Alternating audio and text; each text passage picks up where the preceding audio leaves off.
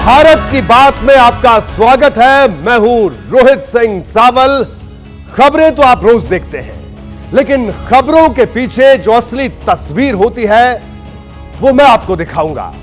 रैलियों और जलसों में होने वाली सियासी ऐलान, वार और पलटवार तो आप रोज देखते हैं, लेकिन मैं आपको बंद दरवाजों के पीछे की राजनीति से रूबरू करवाऊंगा। बंद कमरों में होने वाले फैसलों की पूरी हकीकत बताऊंगा और जिन पॉलिटिकल डील्स की गवाह सिर्फ दीवारें होती हैं, मैं आपको उनकी तह तक ले जाऊंगा। जी हां, आज मेरे पास एक बहुत बड़ी खबर है और खबर इंडिया गठबंधन की है, जिसके सहयोगी दलों के अलग अलग सुर तो आपने कई बार सुने होंगे, लेकिन अब बात आगे बढ़ चुकी है, इतनी आगे कि इसके वजूद पर ही सवाल अब खड़ा होने लगे हैं। जी हां, सवाल क्या उठ रहे हैं, जरा इस पर नजर डालिए। क्या इंडिया अलायंस 2024 से पहले खत्म हो जाएगा? यह सबसे पहले और बड़ा सवाल। दूसरा सवाल, इंडिया अलायंस के नाम पर विपक्षी एकता की बात सिर्फ दिखावा है? यह भी सवाल उठ रहा है। सवाल नंबर 3, 2024 में विपक्ष मोदी को टक्कर देगा या चुनाव एक तरफा हो जाएगा? ये वो तमाम सवाल हैं जो रह रहकर उठ रहे हैं। इन सारे सवालों के जवाब आपको उस कहानी से मिलेंगे जो बेंगलुरु से शुरू होती है। जी हां, 17 और 18 जुलाई को बेंगलुरु में विपक्षी दलों की बैठक हुई। खबर बिल्कुल पक्की है कि वहां अखिलेश यादव और राहुल गांधी के बीच एक मीटिंग हुई। अखिलेश को बता दिया गया कि उत्तर प्रदेश में बॉस आप ही हैं। मतलब यह कि उत्तर प्रदेश में अलायंस से जुड़े बड़े फैसले, कैंडिडेट्स के सिलेक्शन जैसी तमाम बातों में अखिलेश यादव को अपर हैंड मिलता। अखिलेश यादव भी यही चाहते थे, इसलिए वहां से जाहिर तौर पर वो खुश होकर लौटे। इसके बाद ऐसा क्या हुआ कि गठबंधन में टूट की बातें होने लगी? वो कौन सा ट्रिगर पॉइंट था जिसने कांग्रेस और समाजवादी पार्टी को वहां तक पहुंचा दिया जहां दोनों एक दूसरे के खिलाफ खड़े नजर आ रहे हैं? इस सवाल के जवाब के लिए आपको लखनऊ ले चलते हैं, क्योंकि जो कहानी बेंगलुरु में शुरू हुई थी उसका अगला पार्ट लखनऊ में ही लिखा गया। लखनऊ से कांग्रेस महासचिव प्रियंका गांधी को सीक्रेटली एक सर्वे रिपोर्ट भेजी गई। दिल्ली में जैसे ही लिफाफा खुला, अखिलेश यादव को दिया गया भरोसा हवा हो गया। सवाल है कि इस सर्वे रिपोर्ट में ऐसी कौन सी बात थी? आखिर इसे सबकी नजरों से छुपाकर क्यों रखा गया?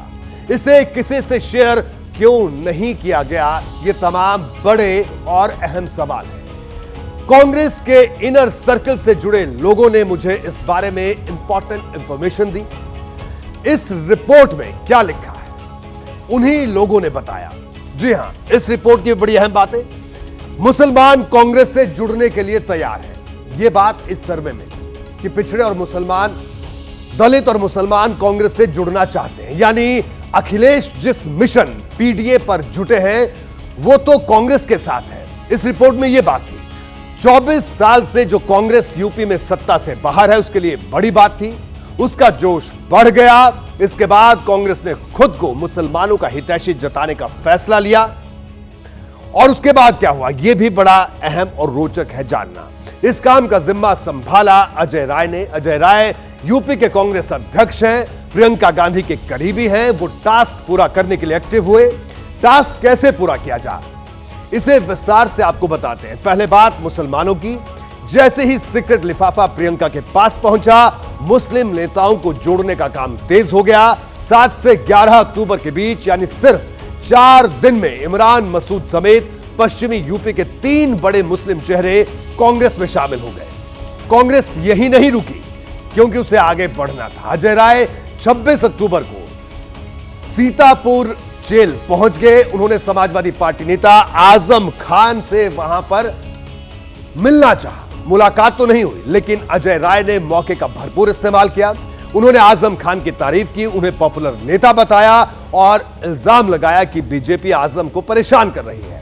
कांग्रेस ने आजम खान की तरफदारी की तो बात समाजवादी पार्टी को चुभ गई। जी हां, इसके बाद एक लंबा सिलसिला शुरू हुआ बयानों का। पूरी तरीके से कार्रवाई चल रही है, परेशान किया जा रहा है उनकी पत्नी को, बच्चों को, पूरे परिवार को। और इस समय इस प्रताड़ना की कार्रवाई के समय, दुख के समय कांग्रेस पार्टी हमेशा खड़ी रही है। आजम खान साहब के ऊपर 60% केसेस कांग्रेस ने ही कराए हैं। वो अपना दामन धोने के लिए शायद ये बातें कर रहा हूँ, वोट बैंक की राजनीति कर रही है। इसी तल्खी के बीच मध्य प्रदेश वाला एपिसोड हो गया। अखिलेश मध्य प्रदेश विधानसभा चुनाव में कांग्रेस से 5 से 6 सीट मांग रहे थे। कांग्रेस ने भी तालमेल का भरोसा दिया था। इसी भरोसे को अखिलेश यादव ने अपनी टीम भोपाल भेज दी, लेकिन सीट शेयरिंग पर बात बिगड़ गई। समाजवादी पार्टी का एक कैंडिडेट जीता था बिजावर से, जो बीजेपी में चला गया। 2 सीटों पे वो उनके अच्छे वोट 1-2 सेकंड आए थे। इस तरह से 3 सीटों के ऊपर बात हो सकती कि वो 6 सीटें मांग रहे थे। चर्चा हमारी हुई और 4 सीटों पर हम छोड़ सकते थे उनके लिए। चर्चा कहां बिगड़ी मैं नहीं जानता, लेकिन कमलनाथ जी पूरी ईमानदारी के साथ समझौता करना चाहते थे। अब ठीक है, लेकिन अलायंस में तो फ्रेंडली फाइट हो जाती है। यह कांग्रेस का समाजवादी पार्टी को जवाब था, लेकिन अखिलेश यादव के हिस्से का सच कुछ और कहता है। वो क्या है? आखिर अखिलेश अपनी हर सभा में इसका जिक्र भी लगातार कर रहे हैं। देखिए, कांग्रेस नहीं चाहती कि हम उनके सहयोगी दल बने। उत्तर प्रदेश में कांग्रेस बी टीम करती है काम भाजपा का। हम पीडीए को मजबूत कर करके देश में गठबंधन बने, चाहे वो इंडिया गठबंधन हो जिसमें हम आज भी हैं, और या कोई रूप दूसरा बने। बात 2023 को लेकर शुरू हुई थी, लेकिन 2024 तक पहुंच गई। समाजवादी पार्टी अब कांग्रेस को हर जगह हिट करने की कोशिश कर रही है। अखिलेश यादव मध्य प्रदेश में 75 से ज्यादा उम्मीदवार तो पहले ही उतार चुके हैं, लेकिन अब यूपी की 65 लोकसभा सीट पर कैंडिडेट उतारने की तैयारी भी उन्होंने शुरू कर दी है। उत्तर प्रदेश में सबसे बड़ा दल है समाजवादी पार्टी को। उत्तर प्रदेश के विधानसभा चुनाव में 35% से ज्यादा वोट शेयर मिला था। इसलिए समाजवादी पार्टी उत्तर प्रदेश की 80 लोकसभा सीटों में से 65 पे चुनाव लड़ेगी और 15 सीटें अपने गठबंधन के दूसरे दलों को देने का काम करेगी।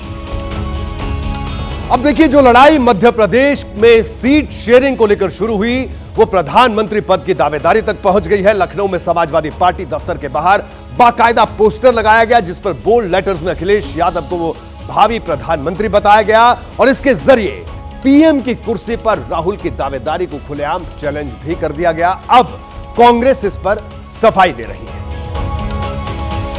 कि मैं अपने किसी सहयोगी दल के बारे में कुछ भी नहीं कहूँगा जो इंडिया का सदस्य है।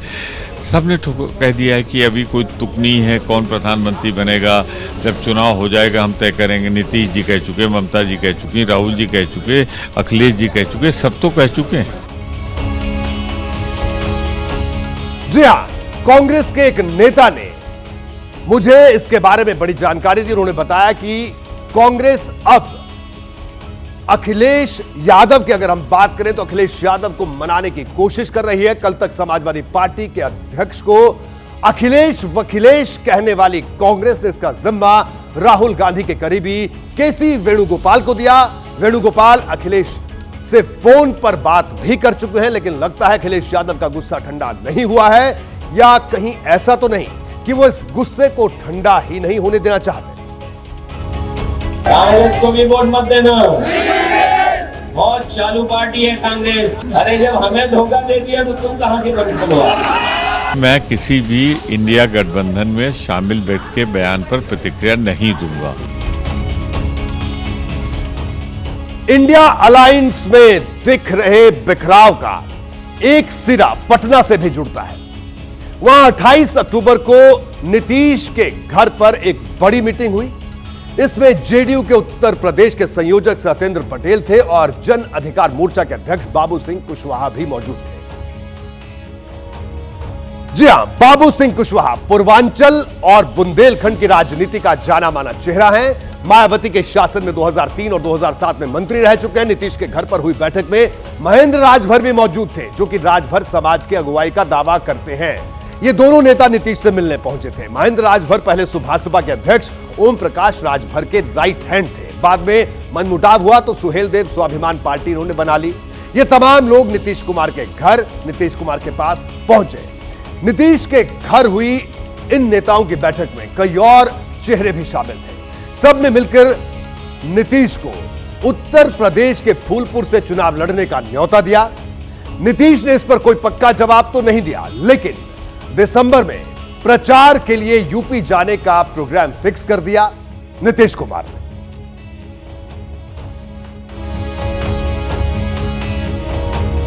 अब बड़ा सवाल है कि नीतीश को फूलपुर से ही चुनाव लड़ने का न्योता क्यों दिया गया? यह अपने आप में बड़ा सवाल है।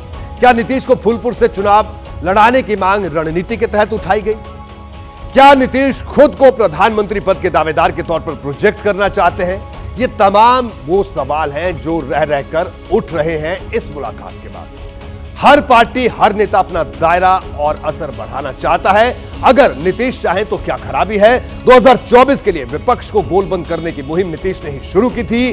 विरोधी दलों को एक मंच पर पहली बार भी उन्होंने ही खड़ा किया था। इस बात से कोई इनकार नहीं कर सकता। यह अलग बात है कि वो खुद को पीएम पद की रेस से बाहर बताते रहे हैं, फिर भी वो अगर फूलपुर से चुनाव लड़ते हैं तो ये पीएम पद पर उनकी दावेदारी का सबसे स्ट्रांग मैसेज होगा, क्योंकि जिस फूलपुर से नीतीश को चुनाव लड़ाने की मांग हो रही है वो देश के पहले प्रधानमंत्री जवाहरलाल नेहरू की सीट रही।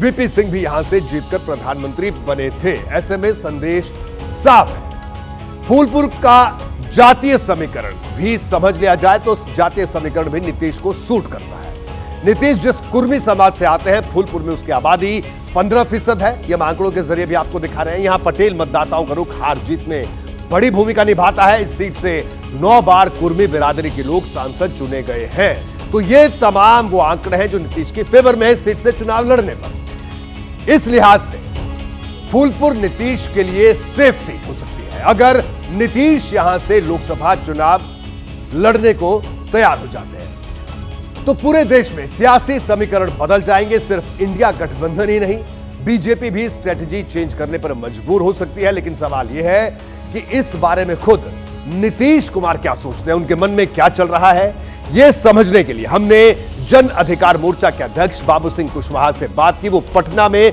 नीतीश के घर हुई बैठक में शामिल थे जब नीतीश को उत्तर प्रदेश आने का न्योता दिया गया। सुनिए। ये तय नहीं है कि नीतीश जी लड़ेंगे फूलपुर से चुनाव की नहीं लड़ेंगे। नीतीश कुमार जी उत्तर प्रदेश से लड़ते हैं, एक बड़ा चेहरा है, निश्चित तौर पर फर्क पड़ेगा और पूरे प्रदेश में फर्क पड़ेगा। पिछड़े और पिछड़े की बात करते हैं। वैसे एक बात तय है, नीतीश हो या अखिलेश यादव, मौजूदा वक्त में कांग्रेस से दोनों नाराज हैं। इसी लिस्ट में टीएमसी और आम आदमी पार्टी भी है। ममता कांग्रेस को बंगाल में स्पेस नहीं देना चाहती और केजरीवाल पंजाब में बिग ब्रदर बनना चाहते हैं। मतलब यह है कि 2024 में मोदी को हराने का टारगेट लेकर बनाए गए इंडिया अलायंस में इतने मतभेद हैं कि इसकी नाव अभी से डावाडोल दिखाई पड़ रही है।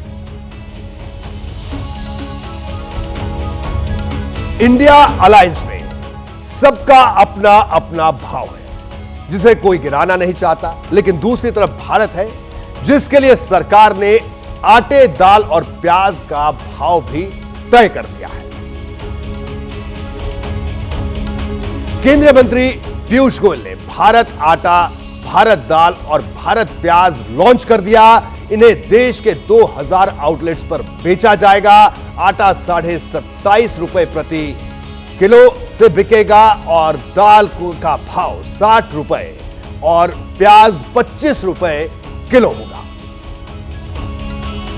जी हां, ये तो बात थी इंडिया अलायंस की और भारत की बात भी हमने आपको बताई। बढ़ते हैं आगे और अब बात करते हैं मध्य प्रदेश की, जहां 17 नवंबर को मतदान होगा। यानी आज से ठीक 10 दिन बाद चुनावी रण में सबका अपना अपना गणित है। एक एक सीट का कैलकुलेशन हो रहा है। बीजेपी इस राज्य में कई मोर्चों पर एक साथ काम में जुटी है। आज मैं आपको बीजेपी की कैसी रणनीति के बारे में बताऊंगा जो अगर सफल हो गई तो एक तीर से 2 निशाने लगेंगे। पहला निशाना मध्य प्रदेश की सत्ता पर और दूसरा निशाना 2024 के चुनाव के लिए विरोधियों की एकजुटता पर। जी हां, आज से करीब एक हफ्ते पहले तारीख थी 31 अक्टूबर और जगह ग्वालियर का एक बड़ा होटल। इसी बड़े होटल के बंद हॉल में अमित शाह ने ग्वालियर और चंबल संभाग के नेताओं के साथ मीटिंग की। बीजेपी के एक बड़े नेता से मेरी बात हुई। उन्होंने बताया कि बैठक में सिर्फ चुनिंदा लोग मौजूद थे, जिनकी संख्या 300 के करीब रही होगी। ये ऐसे नेता थे जो चुनाव में पार्टी के लिए जमीन पर मजबूती से काम करते रहे हैं, जो कि संगठन के लिए काम कर रहे थे। होटल के बंद कमरे में अमित शाह ने जीत का जो गुरु मंत्र दिया, उसे सुनकर आप पहली बार में चौंक सकते हैं, हैरान हो सकते हैं। लेकिन अमित शाह की यही वो बात है जो मध्य प्रदेश में कांग्रेस की सेहत पर असर डाल सकती है। अमित शाह ने बंद हॉल में जो स्क्रिप्ट पढ़ी, उसमें 2 किरदारों का खास तौर पर जिक्र था। जी हां, ये किरदार कौन थे?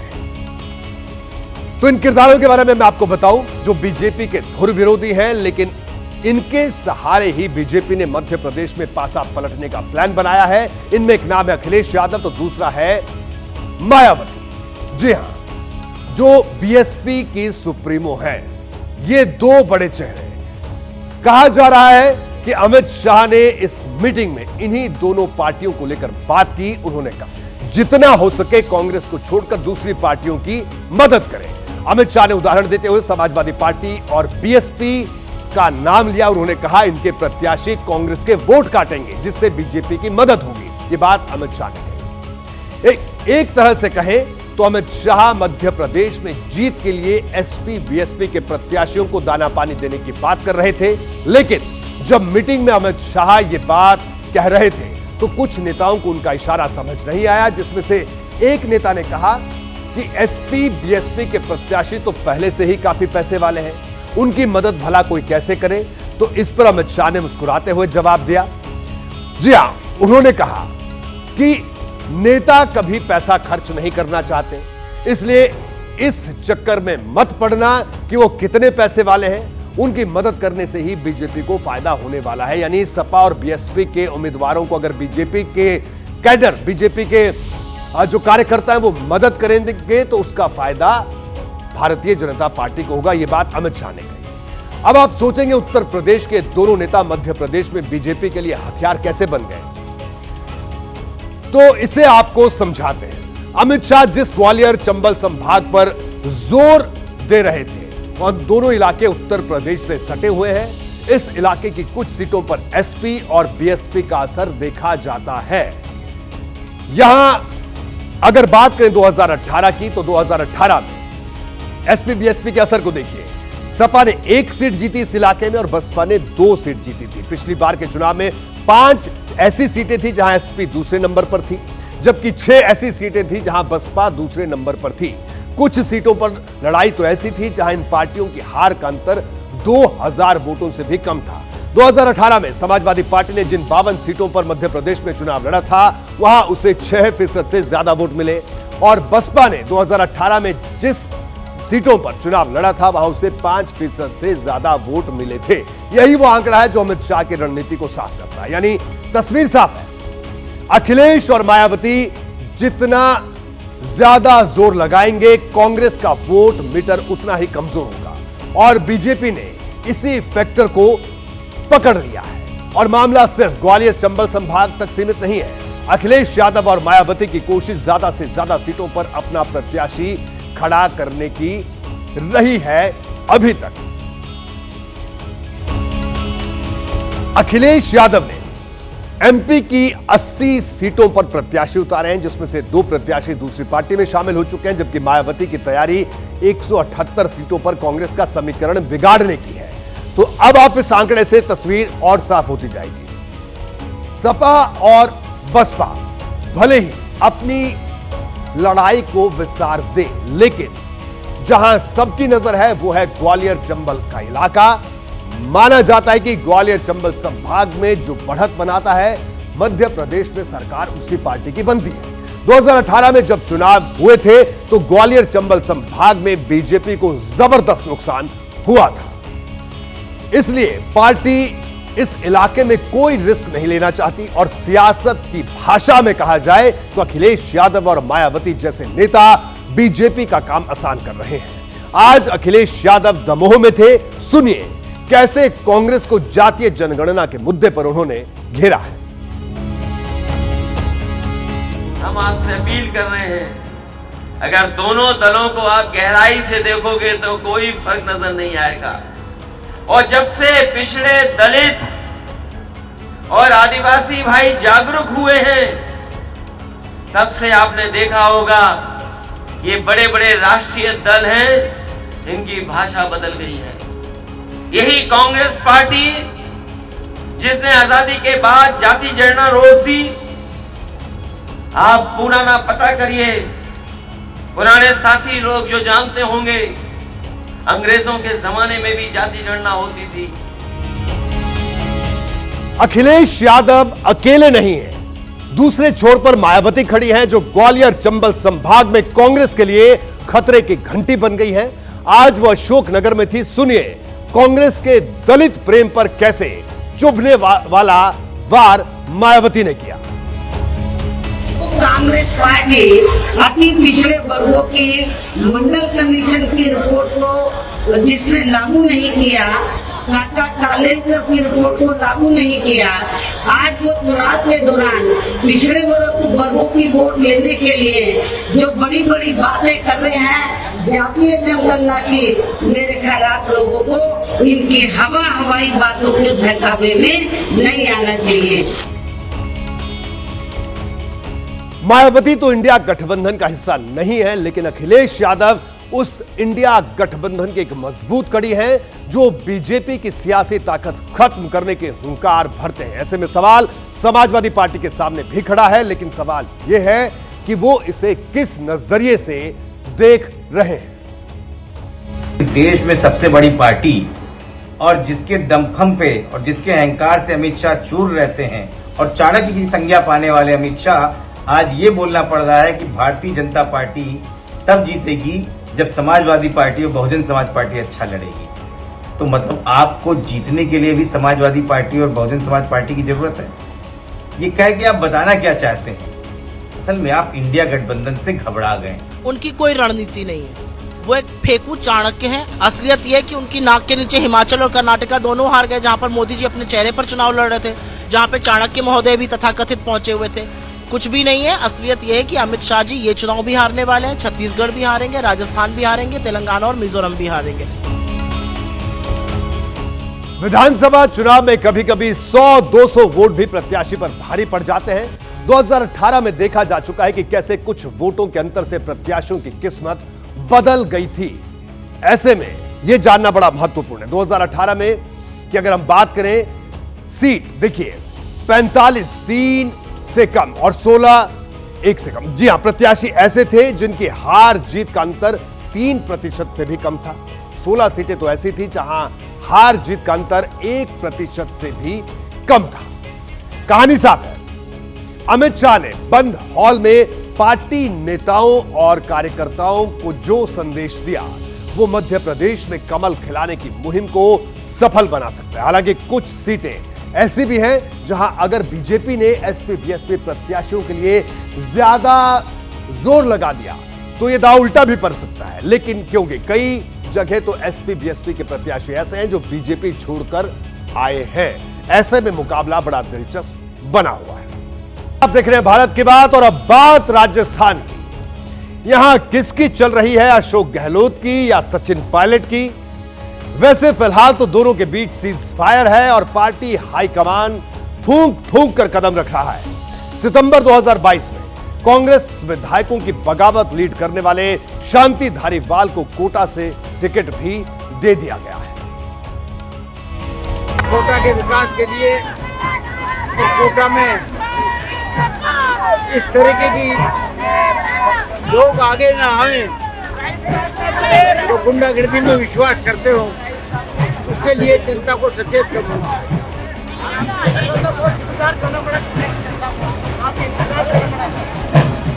अच्छा रहता है इंतजार।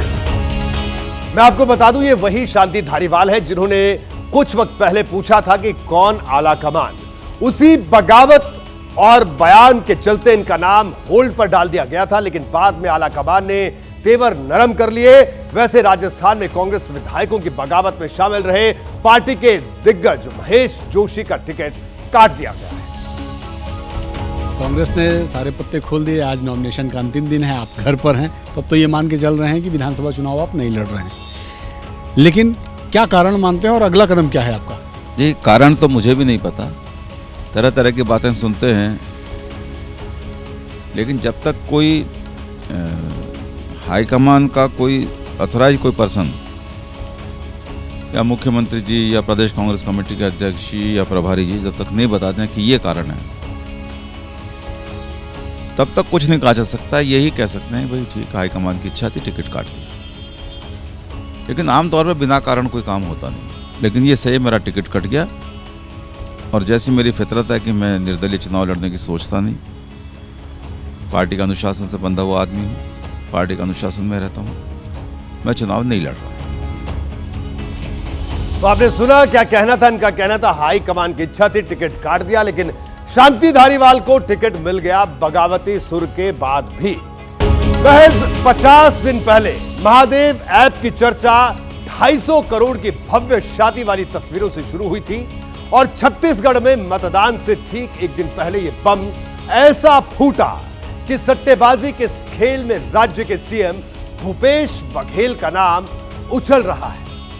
ब्रेक के बाद भारत की बात का कारवा आगे बढ़ाते हैं और अब बात महादेव बैटिंग ऐप की, जहां अब तक सिर्फ नाम थे, लेकिन पहली बार खुद को महादेव ऐप का मालिक बताने वाला एक चेहरा सामने आया है और दावा कर रहा है कि उसने धंधा चलाने के लिए सीएम बघेल को 508 करोड़ की घूस दी। बीजेपी बघेल को घेर रही है, जबकि कांग्रेस और सीएम बघेल इसे बीजेपी का हथकंडा बता रहे हैं। तो चलिए आज भारत की बात में हम सीएम बघेल का नाम लेने वाले शुभम सोनी की गवाही को भी खंगालेंगे और ग्राउंड जीरो पर उन किरदारों तक भी पहुंचेंगे जिनका नाम सीएम बघेल तक पहुंचने की सीढ़ी के तौर पर लिया गया है। मैं शुभम सोनी बोल रहा हूं और मैं महादेव बुक का ओनर हूं। ये रहे उसके डॉक्यूमेंट्स।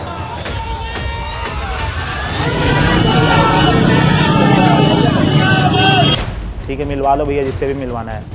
तो वो बोले कि चलो अब मिलवाता हूँ। हम गए साथ में, वहाँ पर सीएम सर और बिट्टू भैया से हमारा मीटिंग हुआ। हमारे बघेल साहब, बिट्टू भैया और उनके जो लोग हैं उनको मैंने 508 करोड़ रुपए दिया है। 5000 करोड़ का अभी तो शुरुआती जांच है महादेव ऐप का घोटाला, जिनके कारण उनकी नींद उड़ी हुई है। प्रेस विज्ञप्ति जारी करती ईडी, वीडियो जारी करती बीजेपी, तो ईडी ही बीजेपी है, बीजेपी ही ईडी है।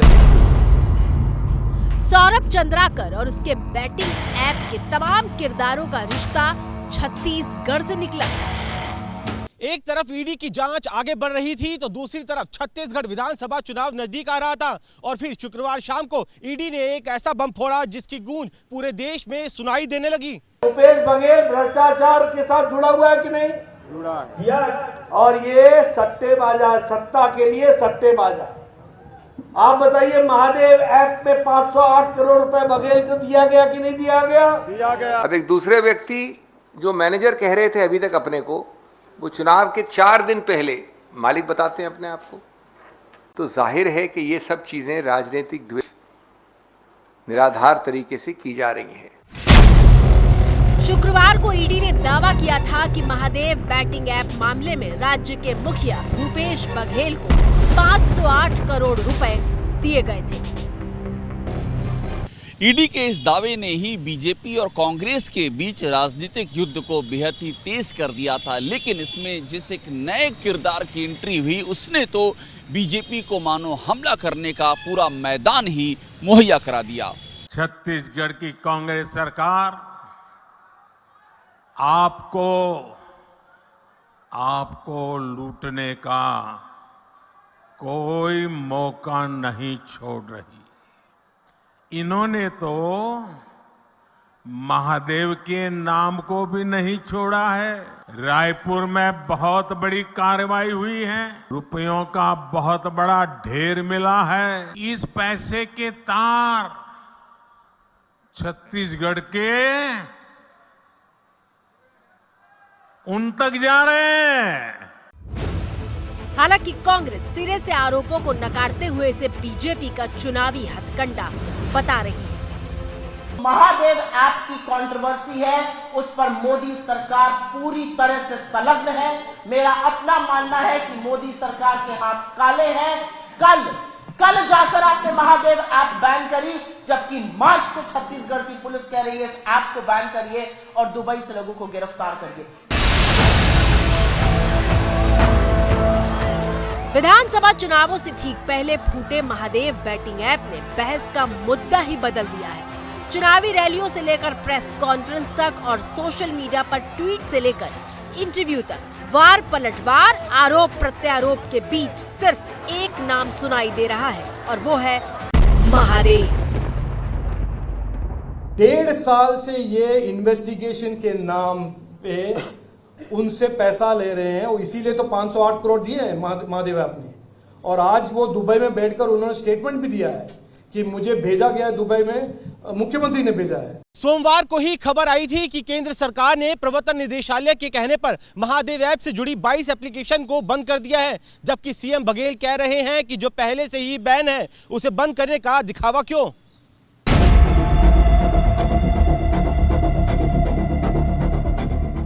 उन्होंने एक ऐप बंद किया जो कि भारतीय सर्वर में प्ले स्टोर पर पहले से नहीं है।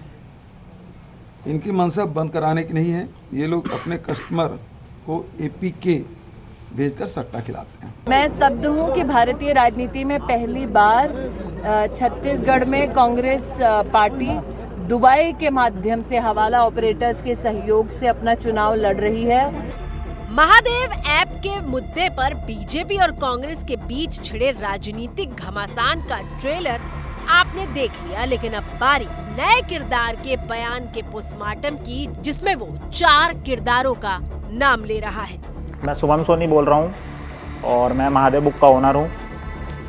ये रहे उसके डॉक्यूमेंट्स।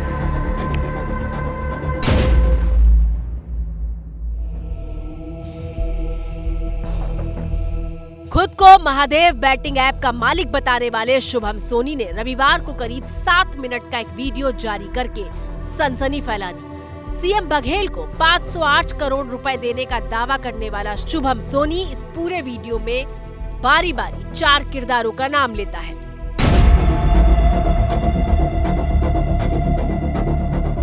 मुझे पता चला वर्मा जी के बारे में, फिर मैंने उनसे मीटिंग की, फिर मुझे समझ लो हफ्ता वसूली वाला काम चालू हो गया और ये हुआ कि अब उनको मुझे हर महीना 10 लाख रुपए देना है।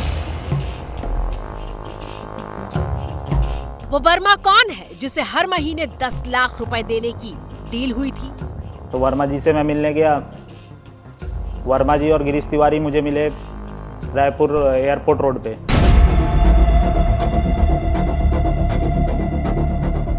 कौन है वो गिरीश तिवारी जिससे रायपुर में मिलने का दावा कर रहा है शुभम सोनी? वर्मा जी तो वहीं उतर गए, फिर गिरीश तिवारी मुझे लेके गए। हमारे उस समय के SP हैं प्रशांत अग्रवाल जी, उनसे जाके मेरा मीटिंग कराया।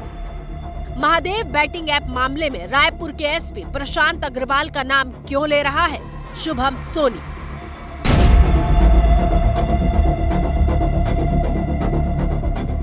तो प्रशांत अग्रवाल जी के जब मेरा मीटिंग हुआ उसके बाद से मैंने अब तक 508 करोड़ रुपए दे चुका है। हमारे बघेल साहब, बिट्टू भैया और उनके जो लोग हैं उनको मैंने 508 करोड़ रुपए दिया है। कौन है बिट्टू भैया जिनके हाथ में 508 करोड़ रुपए की रकम देने का दावा किया जा रहा है?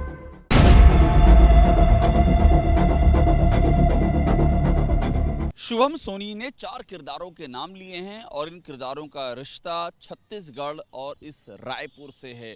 मैं इस समय ग्राउंड जीरो पर हूँ। रात हो या फिर दिन हो, कोशिश रहेगी ये कि इन चारों किरदारों तक पहुंचा जाए और इस मामले की तह तक जाने की कवायद की जाए। शुरुआत करते हैं किरदार नंबर 1 यानी कि वर्मा से। ये वर्मा कौन है ये तो दावे से नहीं कहा जा सकता, लेकिन अब तक की जांच में जो सामने आया है उसके बाद ऐसा कहा जा रहा है कि ये नाम विनोद वर्मा का हो सकता है। विनोद वर्मा जो छत्तीसगढ़ के मुख्यमंत्री भूपेश बघेल के मुख्य सलाहकार हैं। 23 अगस्त 2023 को सीएम भूपेश बघेल के राजनीतिक सलाहकार विनोद वर्मा के यहाँ प्रवर्तन निदेशालय ने छापे की कार्रवाई की थी।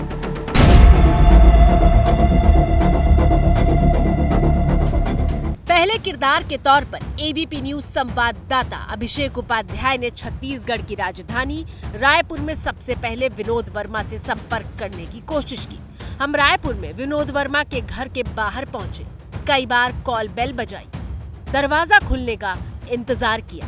काफी देर बाद दरवाजे के उस पार एक शख्स दिखाई दिए।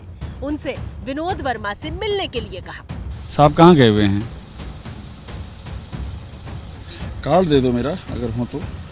क्या साहब को कार्ड दो, तो दिल्ली से आए हैं। अंदर बैठे हो तो दे दो कार्ड। लेकिन जवाब मिला कि विनोद वर्मा घर पर नहीं है, लेकिन हम कोशिश करते रहे। दोपहर करीब 2 बजे हम विनोद वर्मा के घर के बाहर मौजूद थे और शाम करीब 6 बजे, यानी 4 घंटे की कोशिश के बाद हमारी मुलाकात विनोद वर्मा से हुई। तो वर्मा जी ने सीएम बघेल से मिलवाया, तो आपका इस पर क्या कहना है? ये जो वर्मा जी शब्द का प्रयोग किया है शुभम सोनी। मैं तो किसी शुभम सोनी को नहीं जानता, मैं कभी मिला भी नहीं, और ये जिस वर्मा जी की बात कर रहे हैं उनको भी मैं नहीं जानता। कल भारतीय जनता पार्टी ने इस शुभम सोनी के बयान पर वर्मा जी को विनोद वर्मा से जोड़ा है, तो इस पर तो मुझे जो करना है वो मैं आगे कर लूँगा, कानूनी कार्रवाई जो भी करनी है मुझे। यहाँ से संवाददाता अभिषेक उपाध्याय उस दूसरे किरदार की तलाश में रवाना हुए जिसका नाम शुभम सोनी ले रहा था।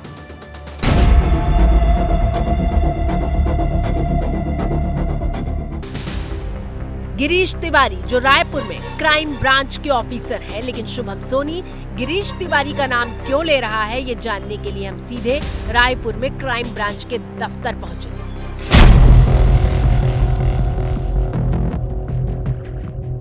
महादेव बेटिंग ऐप का ये जो पूरा मसला है, इसमें एक और किरदार का नाम आया है सामने, और वो नाम है गिरीश तिवारी। गिरीश तिवारी यानी कि जो क्राइम ब्रांच रायपुर है वहाँ पर इंस्पेक्टर। हम इस समय उसी क्राइम ब्रांच के ऑफिस में हैं रायपुर के। गिरीश तिवारी यहीं पर बतौर इंस्पेक्टर पोस्टेड हैं। शुभम सोनी ने वीडियो में ये दावा किया है कि वो गिरीश तिवारी और वर्मा जी के ज़रिए प्रशांत अग्रवाल से मिला। इस दावे के मुताबिक गिरीश तिवारी जो क्राइम ब्रांच में इंस्पेक्टर हैं, फ़ोन पे हमारी उनसे बात भी हुई है, वो इनकार कर रहे हैं। वो कह रहे हैं मैं शुभम सोनी को नहीं पहचानता हूं, मुझे नहीं पता कि वो ऐसा दावा क्यों कर रहा है। गिरीश तिवारी ने एबीपी न्यूज से बात करते हुए शुभम सोनी के तमाम आरोपों से इनकार किया है। तो चलिए अब तीसरे किरदार की बात कर लेते हैं।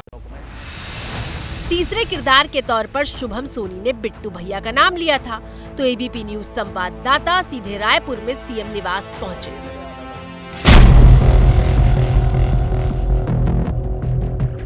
आरोप लगाया है शुभम ने अपने वीडियो में, जो दुबई बैठा हुआ है, जो जिसने खुद को महादेव ऐप का करता धरता कहा है, उसके मुताबिक कि बिट्टू भैया, चेतन बघेल को बिट्टू भैया के नाम से पॉपुलर है, वो एक अहम कड़ी हैं और उनके ज़रिए ही ये 508 करोड़ रुपए का डिस्ट्रीब्यूशन हुआ है। ये बात बेहद चौंकाने वाली है कि जिस महादेव बैटिंग ऐप मामले में पुलिस उसके मालिकों की तलाश कर रही है, उसका एक मालिक अचानक सामने आता है और सीएम को घूस देने का दावा करते हुए एक के बाद एक तमाम किरदारों का नाम लेने लगता है। क्राइम ब्रांच के अफसर से लेकर रायपुर के एसपी तक को समेट लेता है।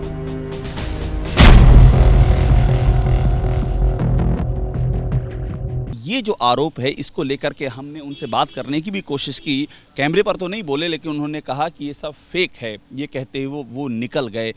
सट्टेबाजी के इस अपराध में असली मददगार कौन थे, ये जानने का इंतजार पूरे देश को रहेगा। मेरे साथ भारत की बात में आज जितना ही।